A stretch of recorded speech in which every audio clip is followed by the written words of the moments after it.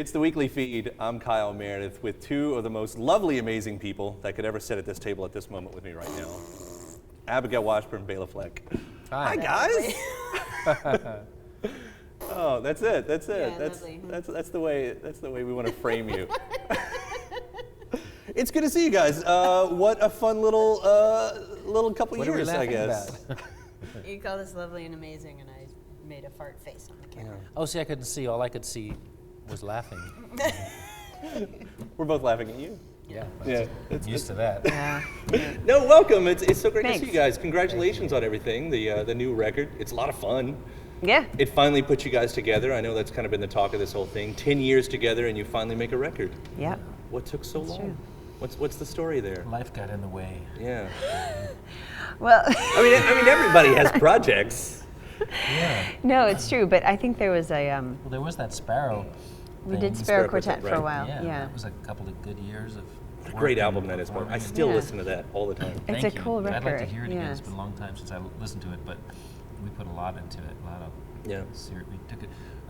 My little brother said it was our love child when he first heard it. Now we have an actual love child. Yeah, right. Yeah. Well, I guess that's the ultimate answer to why this record now is because, well, we got pregnant. Right. And we knew all along that we really did eventually want to make a duo record together. But I would say that I had a lot of concerns about my career not being substantial enough to pair with Béla, and neither of us wanted me to be the unknown girlfriend or wife that nobody knew who was coming along, And so I think that was more your Okay, that concern. was I my always concern, felt like yeah. if people heard us together, they would understand why I was playing with you and thank me for exposing them to you. So that's what I felt. So it was just, but I think Abby, I think it was better that we waited because Abby does have a lot of strength now in the music world, completely disassociated from me. And so bringing us together definitely is a more substantial event to a lot of people, and it's helping propel this project.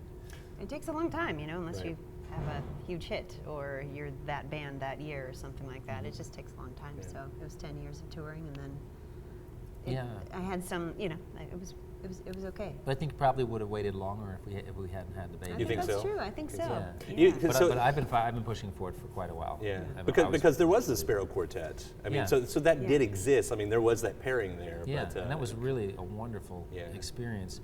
But I think everybody went on to do things. Everybody was busy, and also I think there was something about our couplehood that, well, because there were 4 people and everybody was strong and equal, our couplehood wasn't a major part of it. In fact, it was. I don't think a lot of people knew at that point. It was kept actually, completely out of it. We were And actually, trying very hard not to have us being Right. a couple be annoying in that Right. band. Yeah, and when you're a couple and then you have a band around you, those other people are sort of become outsiders or Right. something, and They so I become the think- band.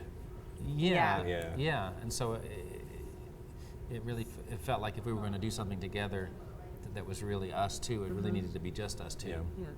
But I can't tell you how lucky we feel every day when we're on the road with our baby on the bus, Yeah. and we get What a cool way to grow up. I hope so. Yeah. He seems I mean, he probably very- doesn't know any different at this point anyway. No, It's like, this is my day. Every you day know? is Disneyland. You know, Right. he just goes from one amazing day to the next. Hopefully he'll recognize that at some point too. It's Yeah, like, I what think a he cool will. what a cool trip. I think so. Yeah. I mean, Well, as because long we as love it. We adore So- it. He's just surrounded by people that are we're passionate about what we're doing. We love the people we're touring Yeah. with. and- Yeah.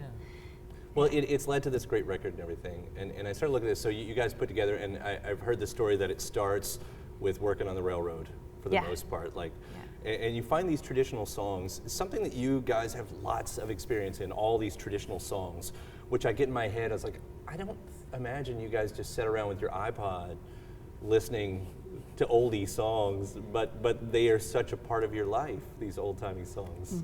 They kind of show up periodically. Abby finds a song, and she's like, I just want to do that. And like some of these songs go back to Sparrow days, like Heaven.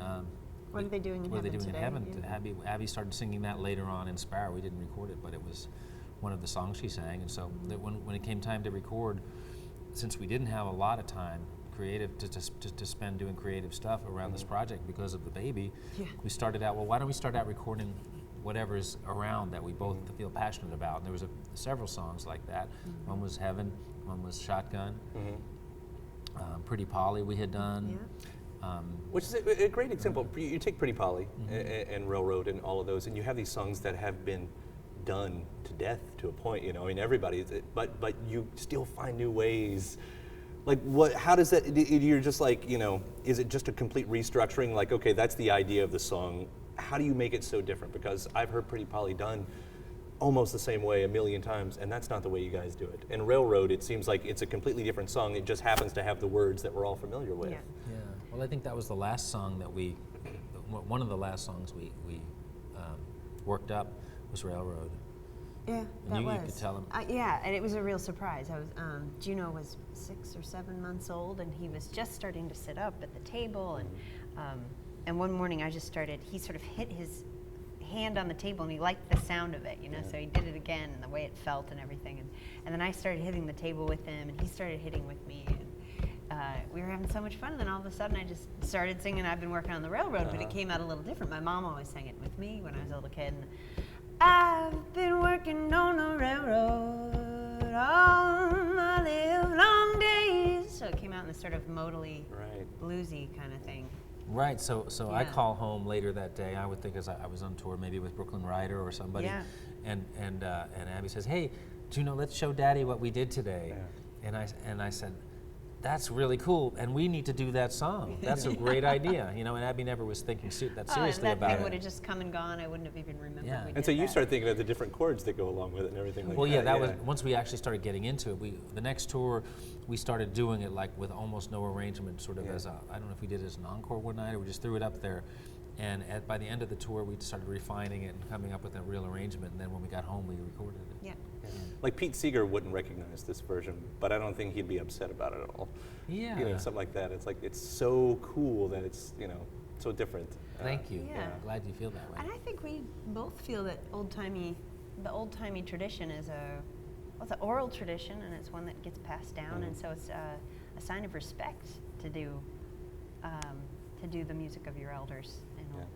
I don't think we would ever think they were worn out or too old or they only are overdone. If you do them in an imitative fashion, then they become worn out and old because you're not expressing who you are through them. But if you can find a way to be yourself in an old song, great. That's it. Which I would say is the whole, I guess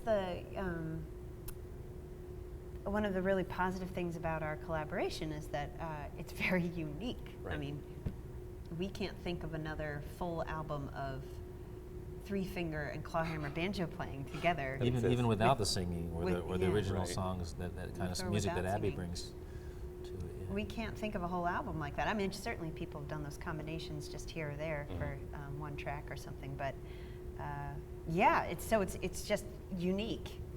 It's a very unique configuration, and we took advantage of that. As soon as we sat down to think about how are we going to make this record, we knew immediately only 2 banjos all the time. Right.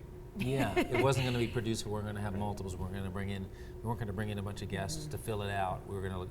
And I guess my little point that I guess I bring up in some of these interviews is the banjo has a magic to it when you're up close. There's a magic field that comes out of the banjo when you're playing it, clawhammer or 3-finger. That's very beautiful. That usually the only person that gets to experience it is the player. And maybe somebody if they're as close as you are. Once you get a little further, you don't get that magic field. Yeah. Once you start blending it in with a lot of other instruments, that magic field gets dampened down and diminished by all the surrounding instruments and their frequencies, which take those frequencies and you don't hear them anymore. Right. So our goal here was to keep that magic field of the 2 banjos, which we get when we sit real close to each other and play and the sound blends, and let everybody hear how complex and interesting and big that sound is. Find a way to record that sound, because that's really when we amplify on the live show, we're trying to do the same thing, is make that sound as loud as it is when you're this close. Right. Not to try and blast you with it or be loud, but to make it sound like if you were this close to the instrument, as close as we are. It's not a quiet, super quiet instrument. It has a lot of dynamic range. Especially when in the old days it wasn't even amped, and that's what it had to be. Yeah. You know. Well, yeah, and when you play with a flat pick, it's really loud. Clawhammer could actually be a lot louder than bluegrass playing when it's because you get your whole hand banging on it. You know, bluegrass is not that loud, and it was really built around a microphone. Yeah. Well, you think with this album, then you guys were going to do this anyway, but it does seem like having the kid had the influence on some of the songs. The kid grows up a little bit more. Juno gets bigger, and suddenly you're Disney-fied. We'll be doing when does the Disney album come in where you're doing old-timey versions of Frozen? I think it might happen. Now I wouldn't, that sounds horrible to me, but sounds great to Abby because she loves animated children's movies. Yeah. You watch, it's coming. One of these days she's just going to slip it in there. You're going to have different chords, but it's going to be those words. Let it go, let it go. I don't know. I don't Okay, even know yeah, what song see, that is. yeah. You have to do something older. I'll just think it's something new. Yeah. I won't know. You that. do whistle while you work. Then you kind of get the. He's into it. That's how it comes together like that. And eventually, you guys get to put together the whole variety show, the whole family band at some point down the road. Fun. That's how it works. That would be a blast. But we also are always reminding ourselves and everyone we talk to that he's his own person. Yeah. So if he wants to come out and He can play any style of banjo he wants. There's your parameters right there, kid. Anything you at can't all. do that. And a 5-string. Yeah, right. What so you both still do stay busy on your own separate stuff too. I mean, that's not going to go by the wayside. Not as much. I mean, we're really making this the focal point. That doesn't mean there's something. Now it's like if something you can't turn down, or that you're like, that's really like I have some tour dates coming up with Chick Corea, and when Chick Corea calls me and says, "Hey, let's do some playing," it's you like say yes. I find yes, Chick Corea? yes, absolutely, because I love playing with him. It's a learning experience, and it's Right. it's a growth experience in every way, and Abby's really behind me on that. And when she gets Gotcha. certain things, that are, they like the other day she spoke for at UNC. Chapel Hill, yeah. Yeah. Just an event for students that are going to be student ambassadors overseas. And because of my China experience, sometimes I get called in to speak and play and perform for people on the verge of or who are involved in that cross-cultural world. And to me, that's just, it's a piece of what we do when we travel around the country, even though we do some Chinese material. It's not a big piece of it, and it's something my mind loves to engage. So. It's a big piece of who you are, and I think a lot of the other parts of who you are serviced with our duo, like that you get to sing and play and the traditional stuff and your own songs and stuff, but that aspect is one that you don't want to let disappear, just like my connection to the jazz world or my connection now to the classical world. I'm writing another banjo concerto, and I have a lot of old friends that I still want to play with, but we're just keeping those things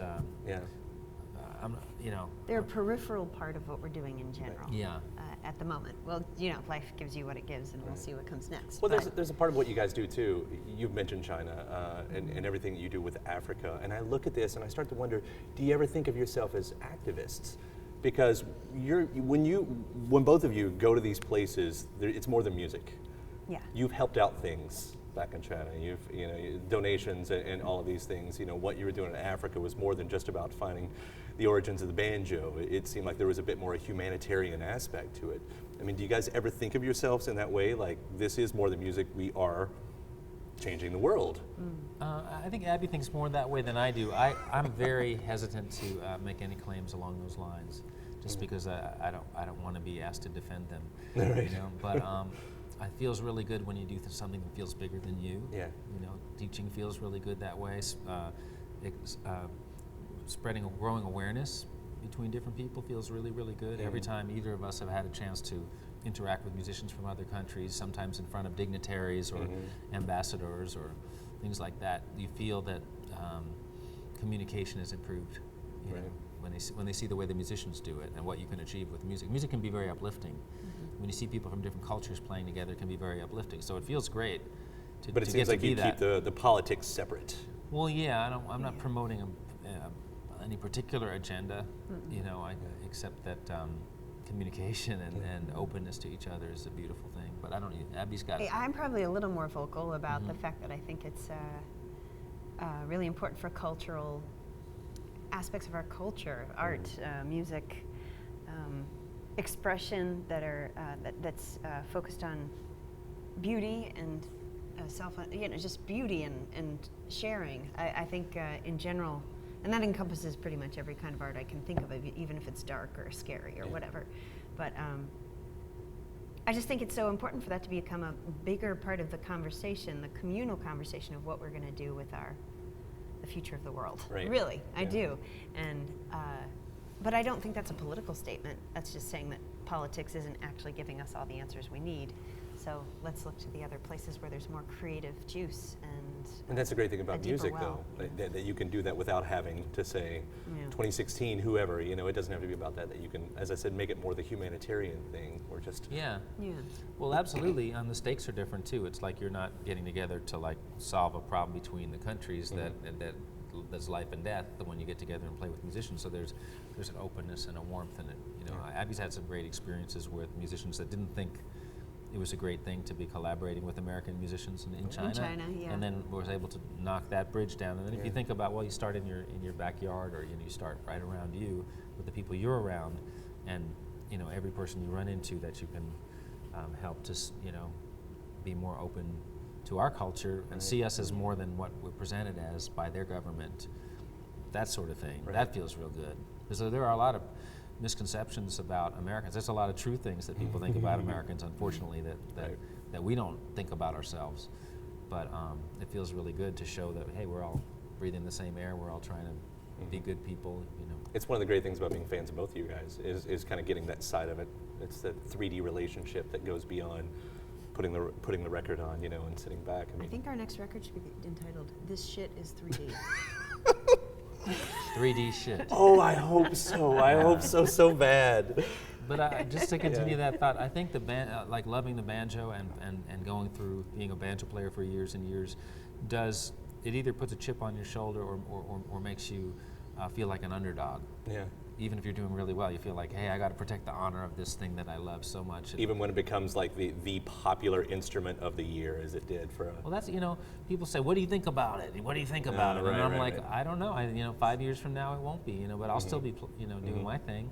We'll still be doing our thing. So I'm a little cautious to jump on the bandwagon and celebrate victory too soon. Because these things happen in waves. Right.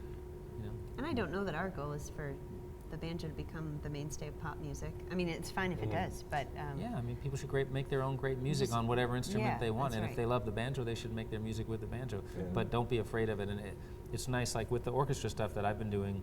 It's nice to like take the banjo out of its cultural stereotype and like put it into a completely different place, and not try to play anything with a country or bluegrass sound. Within an orchestra concept, and just use the sound, because just the sound itself is very different from any other instrument.